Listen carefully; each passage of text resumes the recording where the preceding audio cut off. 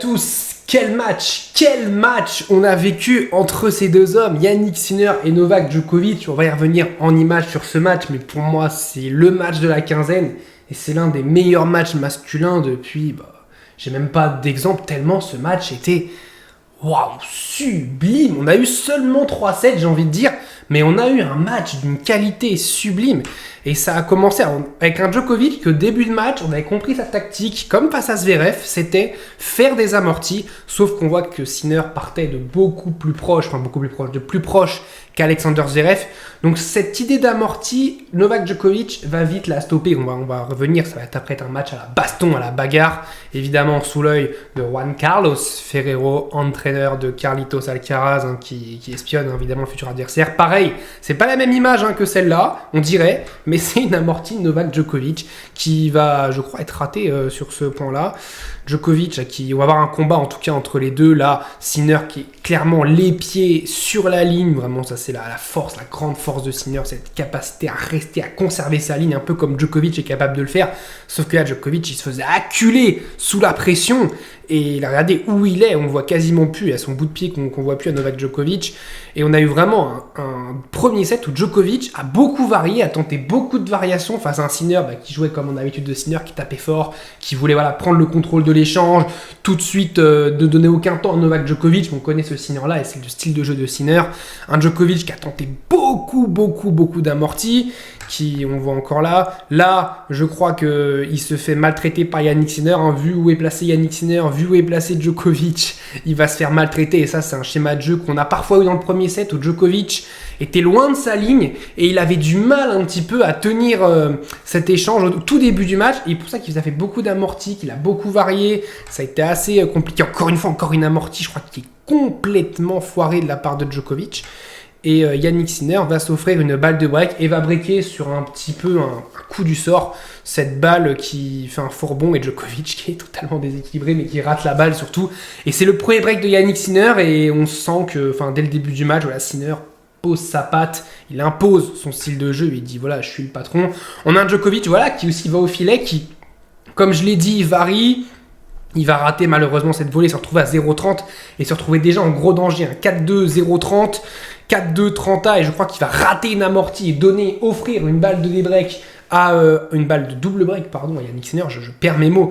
Mais un Djokovic qui n'a pas réussi ses amortis aujourd'hui. Son pari de l'amorti n'a pas fonctionné parce que déjà elle ne passait pas, donc déjà c'est un désavantage. Et puis en plus Sinner était très bien placé par rapport à Zverev qui avait tendance à reculer et un Sinner qui avait tendance à conserver sa ligne, donc il avait déjà peut-être 1 mètre d'avance sur Zverev et 1 mètre à ce niveau-là, c'est énorme.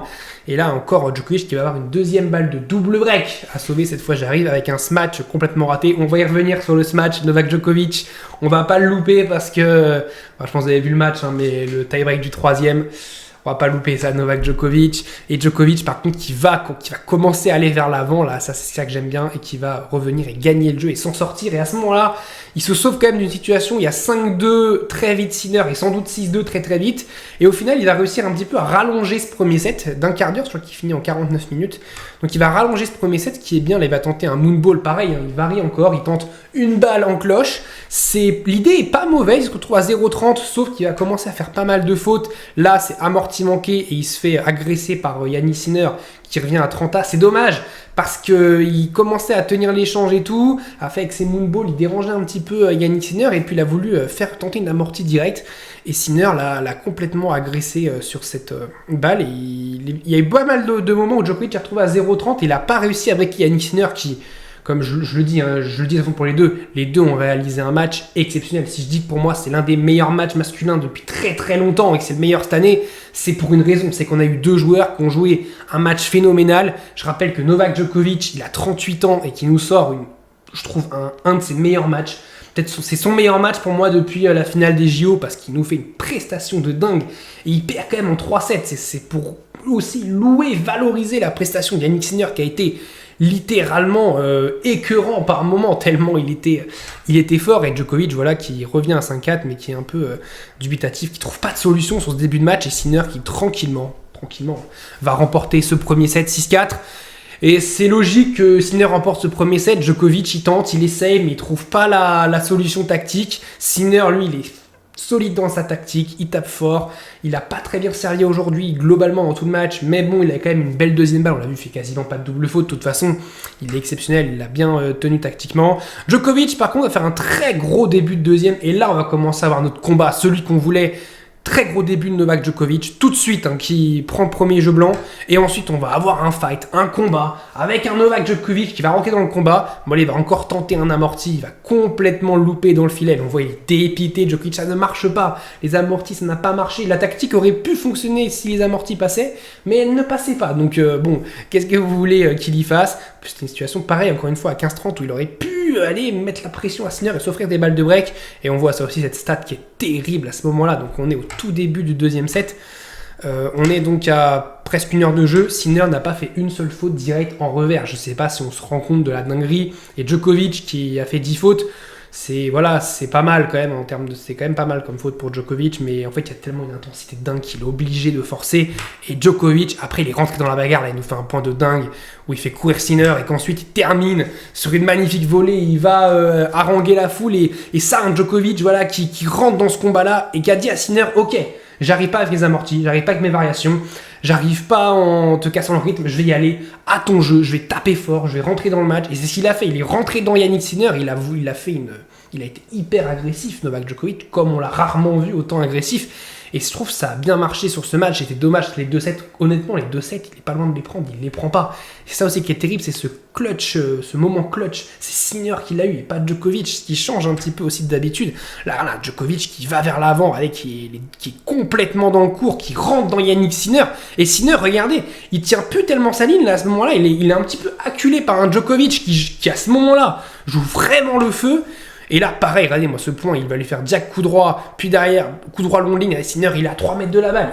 Djokovic, il nous a sorti une perf en coup droit aujourd'hui, je trouve exceptionnel aussi, sont les deux. Là, c'est Sinner qui fait un très bon service, et malheureusement, Djokovic est un peu dépité, qui perd ce jeu, mais Sinner, à chaque fois, on sent qu'il est pas loin. Là, malheureusement, Sinner... Et voilà, joue bien, Djokovic joue très bien, et pourtant c'est Sinner qui va s'offrir la première situation de break, la première occasion de break sur un très gros rallye, et Djokovic sur la première balle courte de Sinner qui se baisse pas assez et qui va la laisser dans le filet.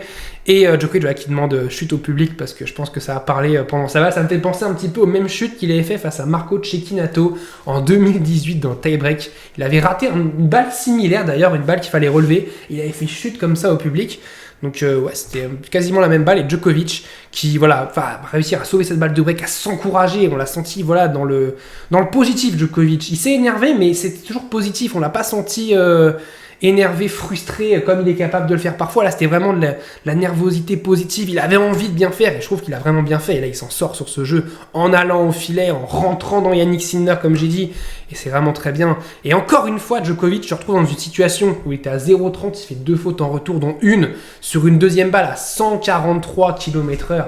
Et en fait, Djokovic, il a tellement peur, je pense, enfin tellement peur, entre guillemets, il a pas peur, mais il craint tellement une balle neutre où il se fait derrière agresser par Sinner qu'il est obligé de tenter un truc et que forcément il y aura plus de déchets. Il y a eu plus de déchets chez Djokovic aujourd'hui, mais il y a aussi eu beaucoup plus de coups gagnants parce qu'il a vraiment tenté et puis il n'avait pas le choix. C'est la seule façon, je pense, de battre Sinner. Et ça n'a même pas réussi. Et puis Sinner, là, ça c'est une amortie de Sinner, la première amortie de Sinner du match, peut-être la seule d'ailleurs. Et regardez comme il avait réussi à repousser Djokovic qui est au niveau des juges de ligne. Et même si l'amortie, qu'elle monte, elle est quand même parfaite. Et Djokovic est pas loin de l'avoir. Ensuite, Djokovic va lui répondre. Et malheureusement, il va se faire breaker derrière. Il lobe Sinner qui revient à ce match. Derrière, une faute en coup droit de Djokovic. Et là, c'est terrible parce que Djokovic, comme je dis, est vraiment dans le match. Il joue très très bien. Il a compris la tactique, il rentre dans le combat face à Sinner. Et pourtant, vous voyez le score à ce moment-là. 6-4, 4-3 break pour Yannick Sinner.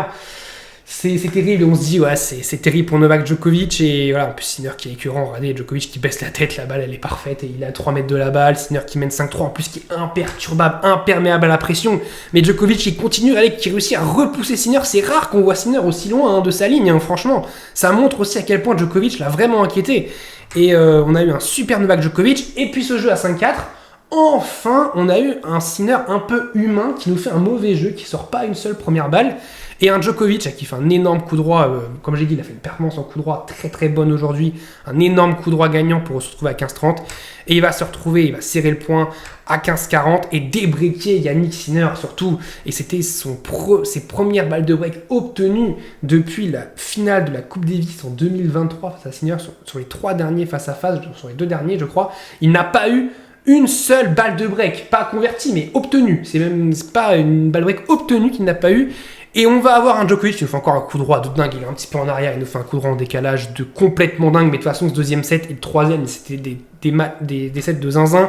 Et on a Djokovic qui mène 45, mais Sinner ne meurt jamais, regarde, il nous fait un point de dingue, ou en grand écart il va nous retrouver un coup droit long de ligne, il a complètement sorti Djokovic du court, il y avait des angles, c'était n'importe quoi, des croisés, des ballons de ligne, c'était magnifique. Et là c'est un peu à la Alcaraz comme on l'a vu tout à l'heure dans la vidéo que vous pouvez toujours voir sur Carlos Alcaraz qui bat Musetti, c'est un moment il est rentré dedans en revers en retour, et c'est ce que fait Sinner, il est rentré dans le revers sur le revers de Djokovic et il a réussi à s'offrir une balle de break. Et malheureusement pour Djokovic, balle de break qui va être rédhibitoire pour le Serbe sur une balle liftée en coup droit. D'ailleurs, il me l'a refait sur balle de 7 dans le 3e set pour Djokovic. Et Djokovic qui est loin, qui ne peut rien faire et qui se fait en fait, qui menait 40-15 sur ce jeu-là. On sentait qu'il avait peut-être pris le momentum de ce set et direct Sinner qui pose une clim sur Novak Djokovic qui lui dit non, le set il est pour moi, tu te calmes, ça y est, ça fait 6-5 pour moi et là je vais pas faire n'importe quoi. Et pareil, 30 il fait ace sur deuxième balle. En fait, t'es Novak Djokovic, t'es écœuré parce que quand t'es dans le combat et tout, derrière, le gars, il te fait un ace sur deuxième balle. Tu peux juste applaudir, en fait. C'est exceptionnel. Ce qu'a fait Sinner, en fait, quand il y avait des moments de pression, on a eu plein de moments de pression dans ce match, ça devait bouillir dans sa tête. Il a rien montré. C'était un iceberg en d'émotion, mais c'est positif en soi pour un joueur de tennis parce que, mine de rien, ok, on peut dire qu'il n'y a aucune émotion, mais l'adversaire, il voit pas. Il voit pas ce que tu ressens, comment t'es, et il se dit, l'autre, il est imperméable, il va jamais avoir la pression, il va jamais avoir de problèmes mentaux. Et Sinner qui va réussir à prendre ce set. Et là, mener 2-7-0, on sent que c'est compliqué pour Djokovic. C'est plus le Djokovic il y a quelques années à 2-7-0. On se dit, c'est le moment où il va se réveiller parce qu'il était déjà bien dans le match et tout. Alors, il va quand même faire la pause kiné parce qu'en plus, je pense que ça a bien dû pousser sur ses cuisses. Et Djokovic, il va faire un bon début de 3e. Je trouve le 3e, ça s'est un petit peu éteint dans le rythme. Djokovic, il fait un bon jeu. Derrière, Sinner qui fait lui aussi un très bon jeu de service. On a eu 2-3 jeux un petit peu de répit où même si ça jouait bien, on a senti que les jeux étaient un peu plus tranquilles, il fallait un peu plus prendre de souffle pour les relanceurs. Et là, on a peut-être la première alerte sur ce magnifique passing de Novak Djokovic. On se retrouve à 30 sur le jeu de service de Sinner. Encore une fois, c'est Djokovic qui est le premier à se procurer des situations de break, à être pas loin de breaker Yannick Sinner. Et là, encore une fois, c'est des points qui se jouent à rien. Et Djokovic va s'offrir une balle de break sur cette balle où il va réussir à faire une volée tranquille derrière. Et là, la balle de break, qu'est-ce qu'il fait Yannick Sinner? Un ace évidemment où Djokovic, tac, il va effacer la trace parce qu'elle est parfaite cette balle de Yannick Sinner. Mais encore une fois, c'est cet homme-là à 38 ans qui se procure les premières occasions de break dans ce 3e set. Et malheureusement, ça ne va pas suffire. Yannick Sinner aussi va s'en procurer sur le jeu d'après. C'est terrible pour Djokovic. S'il se fait breaker à ce moment-là, c'est assez dur, il va quand même réussir à s'en sortir, encore une fois, à s'en sortir. Et Novak Djokovic et que je retrouve un peu son regard de tueur, de guerrier, là je suis dans le match et tout. Et il va réussir à s'en sortir, à sauver ces 2 occasions de break, à amener 3-2, à bien servir à ce moment-là. Derrière Sinner, jeu blanc. Derrière Sinner, jeu blanc. On peut se dire, peut-être un petit peu de pression, il a eu 2 balles de break et tout. Souvent, quand on a un jeu avec balle de break, le jeu d'après, c'est compliqué. Allez hop, 40-0. Salut Djokovic, là pareil, là c'est un jeu magnifique où il fait voler dans le contre-pied Yannick Sinner. Et on se retrouve dans un jeu facile pour Djokovic ou une faute en passing de Sinner qui n'était pas un passing hyper compliqué. On voit Djokovic, il avait anticipé le long de ligne d'ailleurs. Et Sinner la joue croisée, il la rate. C'est pas un point important à 40-0, mais ça valait le coup de le dire. Je trouve que Sinner a quand même fait un peu plus de fautes sur la fin de match pour dire quand même qu'il est humain. Il a quand même fait plus de fautes sur la fin de match. Mais franchement, il nous a fait une prestation de zinzin et on voit encore une fois comme il est dans le court et tout. Son objectif de toute façon, c'est d'avancer dans le court, d'être sur la ligne de fond de court et d'envoyer ses pralines. Et franchement, le match de Sinner sur 10, il est presque à 9,5 sur 10. Pour moi, franchement, à part peut-être le débreak où il fait un très mauvais jeu à 5-4 dans le 2e set, franchement, pour moi, il fait quasiment un match parfait. Là encore, il met Djokovic à 50 mètres de la balle. En fait, c'est dingue parce qu'en plus, là, les screens que je vous montre, c'est des fins de points. Mais c'est des points, il y a 5, 6, 7, 8 coups de raquette des deux côtés. Donc, c'est des points, il y a l'intensité. Il y a une intensité de dingue. On est à 2h43 de match. On est à la moitié, un petit peu quand même la fin du... On est un peu à la fin quand même du troisième set. Je vais y arriver. Djokovic, il va quand même réussir à remporter ce jeu et mener 5-4. Et pour la première fois, Djokovic mène 5-4. D'habitude, c'est toujours Sinner qui menait 5-4 dans le premier et dans le deuxième. Cette fois-ci, Djoko mène 5-4. Et je me dis, est-ce qu'il peut pas nous faire un peu le filou à la Musetti tout à l'heure et nous prendre le premier, enfin, comme Musetti a pris le premier set sur sa première occasion de break à 5-4. Est-ce qu'il ne peut pas nous faire ça sur l'une de ses premières occasions, même s'il a eu une occasion, on l'a vu à 2-1, et Djokovic va s'offrir 2 balles de 7 et il va en plus haranguer la foule, et la foule était à fond pour Djokovic. On aurait dit que c'était un Français. Il y avait plus d'ambiance sur Djokovic aujourd'hui que sur Boisson hier. Franchement, c'était dingue comment le public voulait un 4ème set, mais de toute façon, vu le spectacle, tout le monde voulait un 4ème set, sauf les fans absolus de Sinner, évidemment, qui voulaient que leur chouchou gagne en 3-7, et c'est complètement logique et on ne peut pas leur en vouloir. Mais les fans de Djokovic, évidemment, voulaient qu'un 4ème set, et les fans de tennis aussi, parce qu'on avait tellement un match prodigieux des deux côtés qu'on voulait que ce spectacle dure et ce spectacle continue. Et Yannick Sinner, malheureusement, va dire non, le spectacle ne va pas continuer. Voler lifté de coup droit, comme je l'ai dit, voilà, comme il l'a fait tout à l'heure. Bah là, c'est parfait, franchement. Tout à l'heure, c'était pour breaker Djokovic. Là, c'est pour sauver une balle de 7. C'est exceptionnellement bien fait. Il va faire une très bonne première derrière. Et ensuite, c'est peut-être la troisième où Djokovic a plus de regrets, en tout cas l'occasion de jouer. Au lieu de vouloir essayer peut-être de jouer dans la jag, faire le point, essayer de voir le point, comment il va se dérouler, le rallye et tout, il tente direct le coup gagnant en long de ligne. Alors c'est un énorme risque. Si c'est payant, on lui dit c'est le GOAT, c'est exceptionnel. Est-ce que, je me pose la question, dites-moi dans les commentaires, mais est-ce qu'à ce moment-là, c'est ce qu'il faut faire? Est-ce qu'il ne doit pas retourner croiser? Mais après, Sinner est tellement solide aussi, mais est-ce qu'il ne doit pas retourner croiser et jouer le rallye et voir s'il n'a pas une autre occasion d'avancer un peu plus dans l'échange que de tenter direct? Après, l'ouverture, elle est là. En vrai, on peut pas lui en vouloir. En fait, on peut pas lui en vouloir, mais est-ce que il pouvait faire mieux? Moi, c'est la question que je me pose. Est-ce qu'il pouvait faire mieux? Là, c'est aussi avec le point d'après où il y a la balle qui est juste à côté. On l'a vu après sur Amazon, la balle était vraiment juste à côté. Et les deux joueurs qui vont se parler. On a un moment quand même de tension. 6-4, 7-5, 5-4, 40A. C'est un moment d'ultra tension. À ce moment-là, il y a une tension de dingue sur le match complètement fou et chaque point vaut cher. Et là, les deux parlent à l'arbitre qui dit elle est faute. Mais elle était vraiment faute. Et Sinner va réussir à s'en sortir, revenir à 5 partout. Et Djokovic, pareil, pression, 30A, il nous fait un gros point pour mener 40-30. Il va bien avancer sur son coup droit, mais il a été très agressif. Et puis on va avoir évidemment ce tie-break après 3h07 de jeu. Tie-break du troisième set. Je me suis dit, ce serait beau que Djokovic gagne un tie-break. Comme il l'avait fait à l'Open d'Australie contre Sinner, ce serait beau que Djokovic, surtout qui est quand même spécialisé tie-break. Mais on a quand même un super spectacle. Faut pas oublier qu'on a le numéro 1 mondial Sinner et Novak Djokovic qui est le numéro 1 dans le palmarès. Et on va avoir un très bon début d'Yannick Sinner. Une faute là de Novak Djokovic en revers, mais sur un énorme rallye. C'est pas une faute directe, c'est un gros rallye, il craque. Et puis évidemment, ce point peut-être. Alors est-ce qu'on peut résumer le match en un point? Évidemment que non. Mais ce point qu'on va peut-être retenir parce qu'il est symbolique, c'est le Djoko match. On sait que c'est la faiblesse de Djokovic et ce match. Et là, il a un match qui. Est-ce qu'à ce moment-là, on peut dire qu'il est facile? Je sais pas, mais qui est quand même pas ultra compliqué. Il en a réussi des mieux quand même dans ce match. Il en a fait des plus difficiles et à 2-0 Sinner, il peut revenir à 2-1 et il se retrouve à 3-0 Sinner et celui-là il fait mal. Et il y a un autre point aussi pour moi qui fait mal, qu'il faut souligner, c'est le point à 4-2 où il fait une grosse faute en retour de deuxième balle à 150 km/h la deuxième balle. Énorme faute dès le retour de Djokovic en coup droit. Ça fait 5-2 pour Yannick Sinner. Et à ce moment-là, on sent que c'est plié et Sinner va plier sur une dernière faute en revers de Novak Djokovic. Mais super match, super accolade entre les deux. Djokovic encore une fois, très classe dans la défaite qui félicite Sinner. De toute façon, merci messieurs, c'était le match de la quinzaine. Il nous fallait un match masculin de fou, parce qu'on n'en avait pas eu. Celui-là était dingue, celui-là franchement, il était dingue. Ce qu'il a manqué de plus en fait, c'est des 7 en plus. Mais le 3-7 avec une telle intensité, on n'a pas eu un 3-7, 6-2, 6-2, 6-2 où Sinner marche sur Djokovic. Non, on a quand même eu un Sinner qui a été poussé dans ses retranchements, mais c'est encore plus impressionnant de voir ça. Et puis Djokovic, à Wimbledon, attention, parce que là, clairement, il est au niveau de dingue.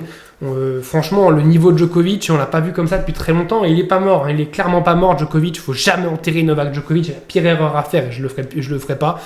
Et ouais, franchement, énorme match. Dites-moi, mettez-moi une note sur ce match, sur 10 ou sur 20, comme vous voulez. Franchement, quel match. C'est exceptionnel. Voilà, et cet homme-là va jouer Alcaraz en finale de Grand Chelem. Voilà, dites-moi à vous ce que vous avez pensé de ce match. Est-ce qu'on est d'accord que c'est le match de la quinzaine? Est-ce que vous êtes déçu pour Novak Djokovic ou fier de sa prestation? Est-ce que vous êtes content pour Yannick Sinner? Est-ce que vous êtes fier si Yannick Sinner est votre chouchou de voilà, qu'il soit pour sa première finale à Roland Garros, mine de rien, face à Carlos Alcaraz, l'acte 1 en finale de Grand Chelem. C'est la toute première fois qu'on aura Sinner Alcaraz en Grand Chelem. Entre guillemets, c'est en finale de Grand Chelem, évidemment, entre guillemets, c'est logique. Et surtout, on va avoir un de ces joueurs-là qui va perdre pour la première fois de sa carrière en finale de Grand Chelem. Parce que Sinner est en 3/3 en finale, Alcaraz dans 4/4. Bon bah voilà, pour moi c'est du 50-50 ce match-là. Je vois peut-être plus Alcaraz parce qu'il a battu 4 fois Sinner sur les 4 derniers matchs. Donc je mets 51-49 pour Alcaraz, mais pour moi ça va être un match très costaud parce que Sinner est quand même très fort. On se retrouve très vite pour parler des 2 finales de Roland Garros. Je vous dis salut à tous, portez-vous bien.